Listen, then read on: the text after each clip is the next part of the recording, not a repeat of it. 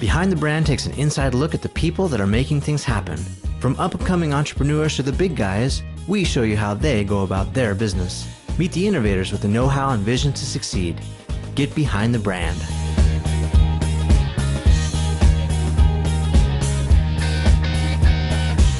Hi, I'm Brian Elliott here with special guest Seth Godin. Hi, Brian. Thanks for coming again. Good to see you. It's my pleasure. So we're back in sunny Orange County, and really great to have you. I wanted to know, after you've written this new book, how did you get this job? How did this all happen? You know, it's funny. I think that there's a long tradition of people having jobs. I think that tradition is over. I think the model of walking up the corporate ladder is busted.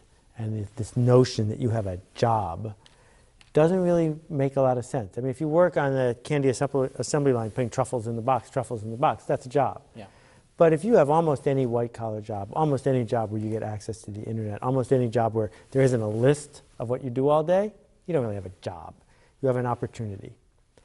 And I've viewed my life for 25 years as just one more opportunity to poke the box, to try something out, to do a project. I think we live in project world. And there's lots of ways people can get a job like mine. Mm-hmm. It just means sticking with it for a long time before it starts to work. But you didn't always do this. You sort of started on the corporate side and you evolved into other things, right? You tried a lot of things. You talk in your books about some of your successes and some of your failures, and that's sort of part of the process, right? Sure. I mean, I've failed way more times than I've succeeded. What are some of your failures? Well, I invented the first videotaped aquarium and videotaped fireplace. So you could put a VHS tape in, and if you were really lonely and a loser, you could watch the fish go back and forth. That was before they had the one that would play on your computer. Right, exactly. Always ahead of your time. Let me just say that. Always ahead of my time. And so what happened was I went to American Airlines magazine, and I said, let me run a full-page ad. And if it sells, I'll pay it for everyone that sells. And if it doesn't, I won't pay anything. Yeah. And I ran the ad, and I had set in my mind a list of 30 orders. If I got 30 orders, I'd make the tape. Yep. And I got 24 orders. Threw in the towel, send everyone a nice gift, send them the money back. Right. And a week later, I got 8 more orders. Oh.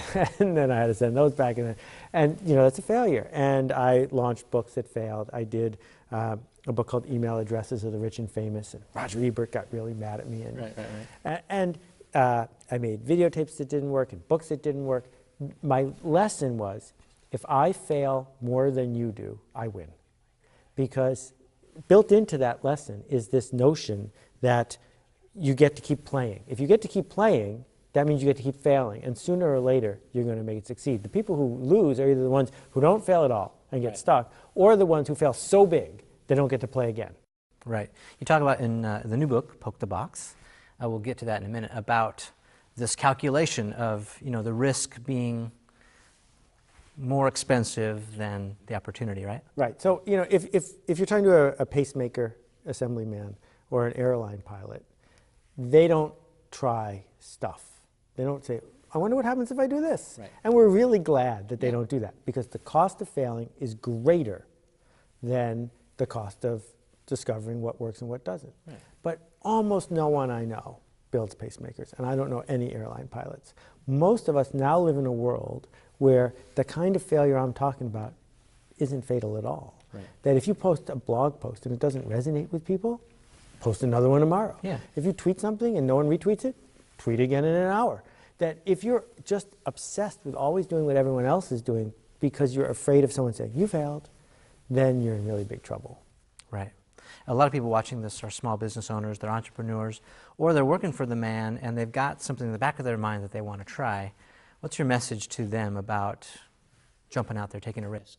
Well, I think we got to first decide about definitions here. A freelancer is someone who gets paid for working, right?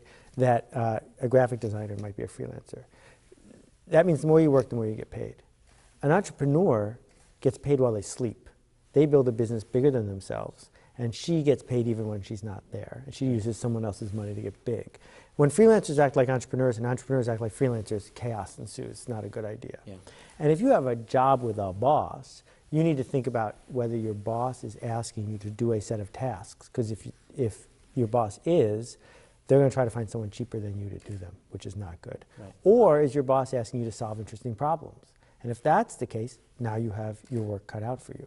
So what I would say to people in all three categories is take appropriate risks. And by appropriate risks, I mean risks that keep you in the game even if you fail. Figuring out how you can be in an industry or how you can be in a space or how you can try things out. You know, here's a simple example that has nothing to do with starting a new business. Let's say you always have a look, an appearance, and a shtick when you're at cocktail parties.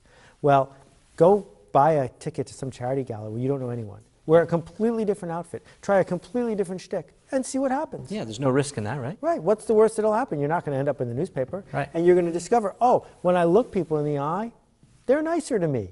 And I was afraid to do that in my hometown, but I discovered it here, and now I can go try it over there. It's like public speaking. No one ever died giving a speech, but so many people are afraid of it. What's the downside? Right. Right? And yet the people who tend to do it often discover things about themselves. You've already touched on so many little mini topics I'd like to dive deeper into. So going back to your new book, Poke the Box, explain to us what Poke the Box means, and then I want to talk to you about the cover. Okay. Well, it's a permission slip. What the book is hopefully someone will give it to you. And if they do, they are saying to you, it's okay with me for you to fail. It's okay with me for you to figure out what works. And the expression poke the box is one that programmers use. And that's how you learn to program. You try something and you see what the computer does. You try something and you see what the computer does.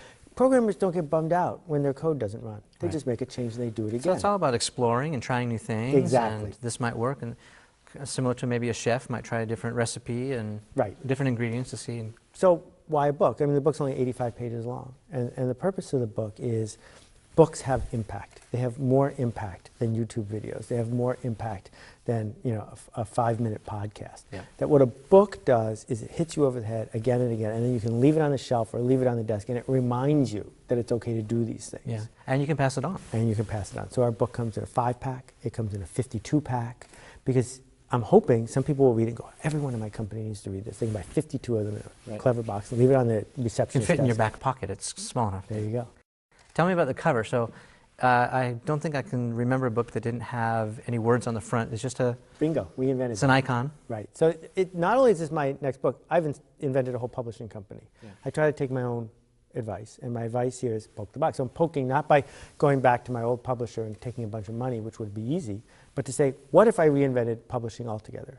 And so our back end is powered by Amazon. We're the first publishing company to be able to do that, and it gives us all sorts of cool advantages. But one of them is that anytime you see a book for sale online, there's the cover, and right next to it is what it is. So why do I need to say what it is when right next to it it's going to say what it is? Right. Even better if it's on your desk and someone walks in and they see a book with no writing on the cover, what are they going to do? Yeah, I'm curious, right? Yeah, and so you have a whole conversation that I didn't pay for just because I gave you a beautiful cover with no words on it. I'm seeing the master plan. This is really a metaphor about curiosity, right? Yeah. Because there's a theme that runs throughout the book. Tell us about how important it is to be curious, and maybe talking about some of the things that are missing that you see, you know, business owners and people that are trying to get discovered and become indispensable. Well, there's a company called Penguin Magic, and I love their business model, and we don't have time for me to get into it, but their website is filled with videos of people doing their tricks. But they're not doing them in a tuxedo with a white rabbit. They go into the streets of Las Vegas, find semi-drunken tourists, and do tricks on them right there on the street, usually at night. And the tricks are pretty amazing. And inevitably, the people start screaming, "Oh my God, it's Satan, blah, blah, blah." And then they go, "How'd you do that?" Yeah. And they all want to know how you did it. And the way Penguin makes a living is people buy the trick to find out how it's done, right? Gotcha. Too often in our world, someone does something extraordinary, and we don't say, "How'd you do that?" We don't wonder, how's it work? How did that business get from here to there? How did that thing, what's the technology behind that? It's like magic, but we don't care. Yeah. And if you're not curious, you're not going to learn. And in the old days, that was fine because the world was the same, but now the world is so different, you have to learn. So how did we get there? I mean, is it we're desensitized? Is there too much out there that we're just spoiled? You know, we have all this technology basically at our fingertips. We don't have to walk very far to get it. Most of it's free. Why aren't we curious anymore? Well, we've been brainwashed. When they electrified America, they only had one outlet in the house, and it was a thing with a light bulb in it. They hadn't invented any appliances. So when they invented the dishwasher and the washing machine, the clothes washer was first. And you had to unscrew the lights in your house, so it was dark. And you had to screw in the thing to bring the electricity. And it was inevitable that you would figure out how it worked, because if you didn't, it was going to electrocute you, right? And once we got over that hump, by the 1940s, businesses worked, electricity worked, cars worked, the system worked. And then school got to work brainwashing us to just accept it all. Right. Don't ask questions. No user serviceable parts inside, right? You shouldn't own a screwdriver anymore. Don't open this. Sure. And so that thing, compounded by big banks and big corporations and big government agencies saying, don't ask, just listen. Yeah, conform. Right. So now we enter this revolutionary age that we're in right now, where so many things are being rebuilt. And every once in a while, a 20-year-old comes along and builds a website that makes them $1 billion. And the rest of us will just sit there, oh, we never thought of that. Yeah. Because we're just waiting for someone to tell us what to do. Talk to me about the resistance. In Linchpin, fantastic book, very personal. You had said, we talked about this last time, very personal for me too. And it was a very timely message, I think still very relevant today and probably 5 years from now. But talk to us about the resistance, about fear, and how all that plays and how we can use it to our advantage. Yeah, well, how did we end up accepting this dictatorship of the system? How does it work in other countries? How does it become the status quo? It turns out we are evolutionarily organized to do that. There's a part of our brain right here called the amygdala, just above the brain stem. It's the part of the brain that's been around for millions of years, the same brain a chicken has, the same brain a lizard has. Psychologists call it the lizard brain. And if certain things happen, turbulence, your boss's caller ID on your cell phone, right? Certain siren in your rear view mirror, it instantly activates. Right. And it doesn't matter if you were in the middle of something great when it happened. All other systems shut down.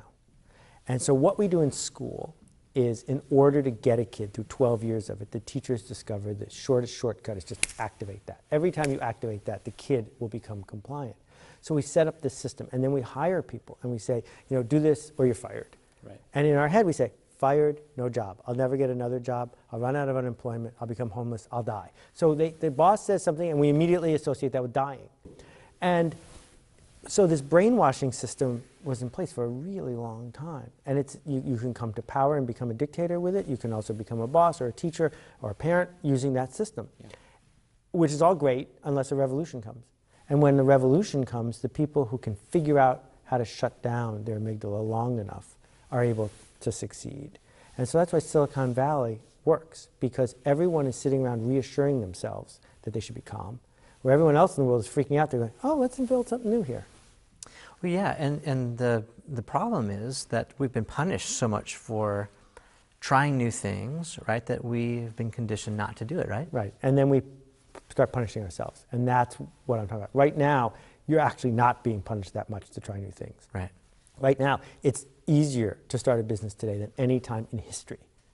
The only person who's stopping you from starting a business is you, right? Access to technology, access to capital, access to information, access to markets. Never, ever been like this before, right? When I started early companies of mine where I needed 70 people to build a company and raised millions of dollars, now you can start, the Domino project I started with 0. Squidoo we started with 0. I mean, it's not hard anymore, except the voice in your head, the resistance, as Steve Pressfield calls it. I love that you say there's thousands of books, maybe millions of books that talk to us about what to do, and we can go to graduate school and learn what to do, but what's missing is how to do it, or actually to go. Talk about just that piece, initiative. Well, the first thing to say about initiative is no one gives you initiative, you have to take it, which is really cool. Most people don't think about it that way, but it's true. I taught at the NYU School of Business graduate school. I had the most popular course in the school. And there were 60 people in the class, no grades, no tests, no homework, 100% class participation. Yeah. And one of the classes I come in and I said, everyone bring a cell phone.